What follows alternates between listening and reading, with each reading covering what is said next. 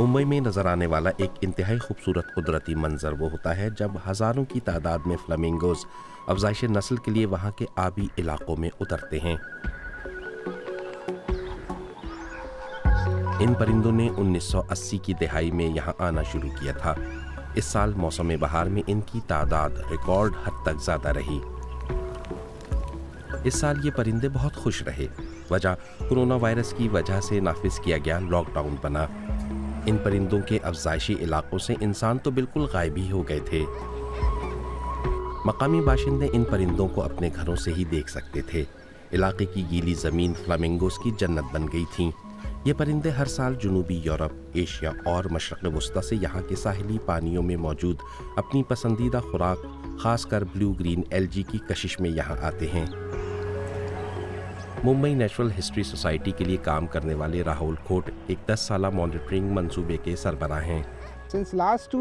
हम गुज़श्ता 2 बरसों से ये करते हैं कि मुंबई नेचुरल हिस्ट्री सोसाइटी के कारकुनों की एक टीम हर महीने थाने क्रीक के समंदरी इलाके में जाकर साइंसी तरीके से इन फ्लेमिंगोज की गिनती करती है।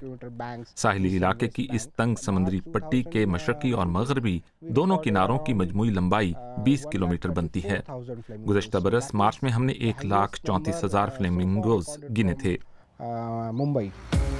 मुंबई भारत का बहुत ज़्यादा आबादी वाला शहर है। वहाँ की मसरूफ़ ज़िंदगी देखने में फितरत दुश्मन लगती है, लेकिन भारत में फ्लेमिंगोस की दूसरी सबसे बड़ी आबादी का मेज़बान यही शहर है। मुंबई से ज़्यादा फ्लेमिंगोस भारत में सिर्फ मगरिब के नमकीन मैदानी इलाकों में होते हैं। फ्लेमिंगोस परिंदों की उन चंद इक़साम में शामिल हैं जिनकी आबादी में इजाफा हुआ है। परिंदों से मुताल्लिक़ हयातियाती उलूम के माहिरीन इस अमल को एज नेचर का नाम देते हैं, यानी किसी माहौलियाती निज़ाम में ऐसी मनफी इंसानी मुदाखलत जो कभी कभी जंगली हयात के लिए फ़ायदे का बाइस बनती है।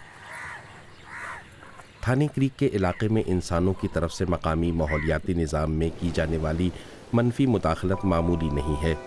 मुंबई शहर के एक बड़े हिस्से से आने वाले घरेलू और सनती फाजिल मादे इसी इलाके के पानी में शामिल हो जाते हैं, लेकिन ये आलूदगी और गंदा पानी एल्गी की नशोनुमा में मदद देते हैं और यही एल्गी इन परिंदों की पसंदीदा खुराक है। ऑर्निथोलॉजिस्ट संजय मोंगा इन परिंदों का तब से मुताल्ला कर रहे हैं जब से उन्होंने यहाँ आना शुरू किया था।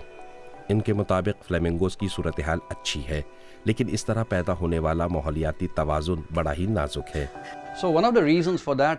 थाने क्रीक से जुड़े हुए या इसके करीब मुंबई के साहिली इलाकों में फ्लेमिंगोज की आबादी में इजाफे की एक और मुमकिन वजह यहाँ कायम तेल साफ करने वाले कारखाने भी हो सकते हैं। इनसे खारिज होने वाला पानी गर्म होता है। ये है तो आलूदगी, लेकिन ये गर्म पानी फ्लेमिंगोज के लिए बड़ा साजगार होता है। इस तरह उनके लिए अच्छी खुराक कम नहीं पड़ती। माहिरीन कहते हैं लॉकडाउन के दौरान इंसानों की इस खित्ते से दूरी के बाइस इस पूरे इलाके और माहौलियाती निज़ाम के मालिक यही परिंदे थे। लेकिन मुसलसल बढ़ती हुई आलूदगी अपनी जगह एक बड़ा मसला भी है। ये आलूदगी मुस्तकबिल में इन परिंदों के लिए बहुत ख़तरनाक भी हो सकती है। अगर वेटलैंड्स कहलाने वाले इलाके खत्म हो गए तो ये सब कुछ खत्म हो जाएगा। मतलब फिर फ्लेमिंगोज और दीगर परिंदों के लिए यहाँ कुछ भी नहीं बचेगा। इसलिए इन इलाकों को बचाना ही बुनियादी काम है।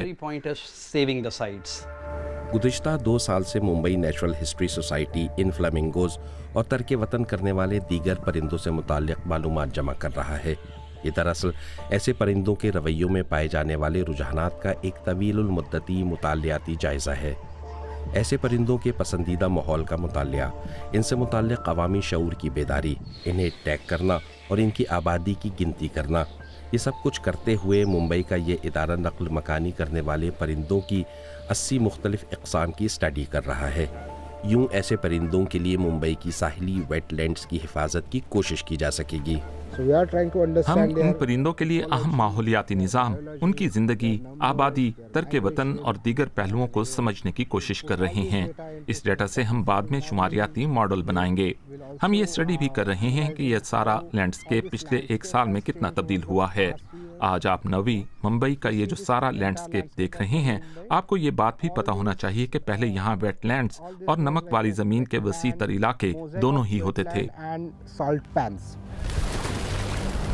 इन परिंदों की बहुत बड़ी तादाद उस दौर की याद दिलाती है جب اس علاقے میں فطرت ہی مضبوط اور غالب قوت تھی۔